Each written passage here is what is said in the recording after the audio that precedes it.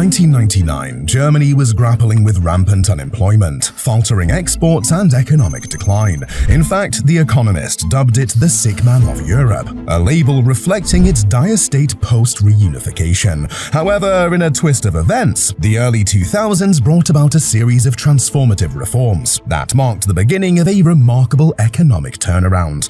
But then, fast forward to today, and Germany is once again facing economic headwinds. And while the situation may not seem as bleak as in the late 90s, the current challenges are more profound as they are, once again, physically tearing Germany apart. Welcome to Living History. In the aftermath of World War II, Germany faced a monumental task of rebuilding a country left in ruins. The situation in 1945 was dire. The economy was decimated, industrial output had plummeted, and the population was grappling with extreme poverty and shortages. The division of Germany into East and West further complicated the recovery process.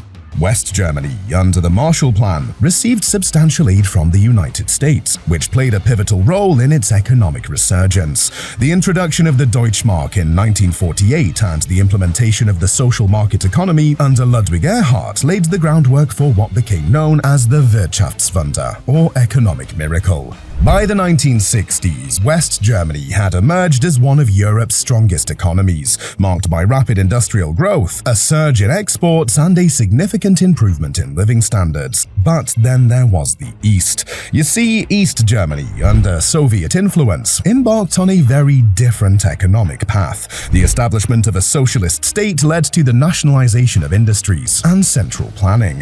While initially there was significant industrial growth, by the 1970s, East Germany's economy began to stagnate. The government's rigid control over the economy, combined with a lack of innovation and inefficiencies in production, led to declining productivity and economic hardships. The quality of life and economic opportunities in East Germany lagged far behind those in the West, leading to increasing discontent among its citizens. This discontent was one of the catalysts for the political changes that culminated in the fall of the Berlin Wall in 1989. The reunification of Germany in 1990 presented a new set of economic challenges. The integration of East Germany, with its less productive and outdated industries, into the more advanced economy of the West was a daunting task. The process involved massive financial transfers from West to East, extensive restructuring of East German industries, and a significant reduction in the workforce to improve efficiency.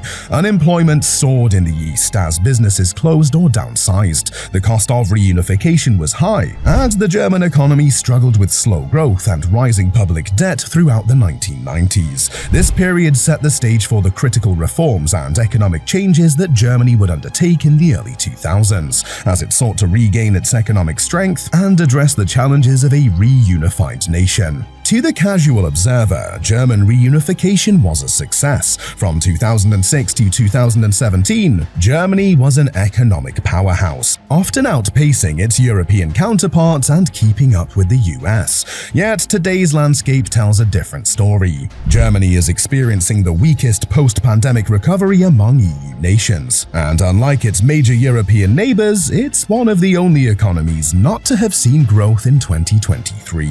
Forecasts for 2024 don't paint a rosier picture either. Underneath the surface, several indicators have been signaling trouble for a while. Germany, known for its robust manufacturing sector, has seen a decline in industrial production for several years, a trend that the pandemic only worsened. Other countries have bounced back, but Germany lags, with its industrial sector still trailing behind its 2017 performance. Moreover, the industrial share of the country's value added has dropped from 22.6% in 2017 to 20.8% in 2021. Today, German industries are struggling with skilled labor shortages, soaring energy prices, and burdensome bureaucracy. Foreign investment in Germany is also wavering. Fewer American companies see Germany is a favorable business destination, a sentiment reflected in actual investment trends. German companies are investing more abroad, while foreign investments into Germany are on the decline. This growing investment gap is a red flag, signaling Germany's diminishing appeal as a business hub. There is, of course, more to this story. You see, Germany's current economic woes are the result of both cyclical and structural factors. Inflation, although past its peak, remains higher in Germany than in many other major economies, leading to reduced consumer spending. Germany's heavy reliance on exports makes it particularly vulnerable to global trade fluctuations. For 2023, global trade growth is expected to be a modest 1.5%, with China, Germany's key trading partner, experiencing economic slowdowns.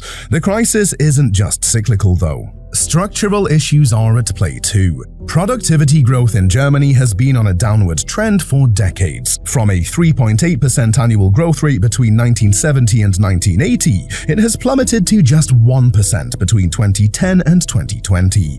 This slowdown in productivity growth is concerning in an aging economy that relies on it to drive growth. Germany's economic malaise is further compounded by structural challenges, like short working hours and demographic shifts leading to skilled labor shortages. The country is a high-cost location, with energy costs soaring even before the Ukraine crisis, and bureaucratic hurdles making it difficult to start and run businesses. Yet, what truly is Germany's biggest weakness is the East-West divide.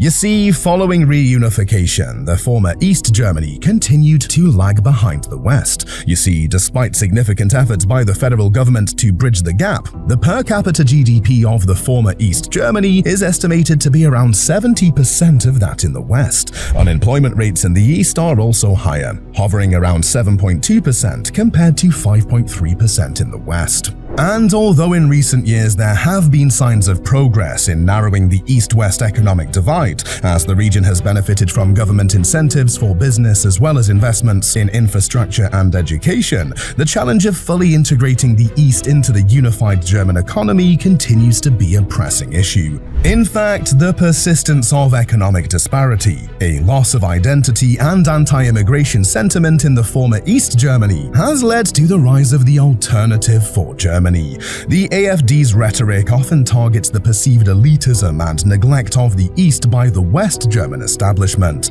It portrays itself as a defender of traditional German values and a champion of the working class, appealing to those who feel left behind by the economic and social changes that have occurred since reunification. Furthermore, the AfD's anti-immigration stance also resonates with some East German voters, who feel that the influx of migrants from Eastern Europe, the Middle East and Africa has exacerbated economic problems and threatens their way of life. Unsurprisingly, the AfD's protectionist policies and calls for stricter immigration controls run in stark contrast to the liberal ideals touted by the mainstream parties such as the SPD, CDU, or the Greens. This growing polarization in German politics has the potential to tear the country apart once again, as it undermines national unity and makes it more difficult to address the challenges facing the nation. The way Germany addresses these challenges will not only determine its own economic resurgence, but also shape the future of the European Union.